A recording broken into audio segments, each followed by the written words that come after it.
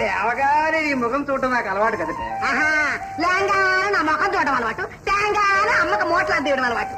అదేంటే అమ్మకేమి ఇస్తున్నాను నేను? ఏమి గొప్ప మీరుడే వచ్చిన డబ్బంతా ఏ నూతులో గోతులో వస్తానట్టంట. పోయిన దీపావళి పక్కన కొలిచేస్తా అని చెప్పాను. ఈ దీపావళి కూడా ఇదే పోతుంది. అబ్బబ్బబ్బా ఏంటే లేవగానే నీ గొడవ? ఆ నెక్లెస్ ఈ రోజు తీసుకొస్తానని చెప్పానుగా. ఒరే మాధవ, అమ్మా అన్నపూర్ణమ్మ తల్లి వస్తున్నాడు మీ అబ్బాయి. మీ అమ్మ పిలుస్తుంది. మాధవ ఏటమ్మా? ఏమిట్రా అంటుంది కోడలు? అబ్బే మీ అమ్మగారు పిలుస్తోంది, తొందరగా వెళ్ళండి అంటోంది అంతే. అబ్బో అబ్బో, అత్తగారంటే నా కోడలకి ఎంత వినయం, ఎంత విధేయత. ఆ ఊరికి ఈ ఊరెంత, ఈ ఊరికి ఆ ఊరే అంత అత్తయ్యా. విన్నావట్రా దాని మాటలు? ఇప్పుడు నేనేమన్నానంట్రా?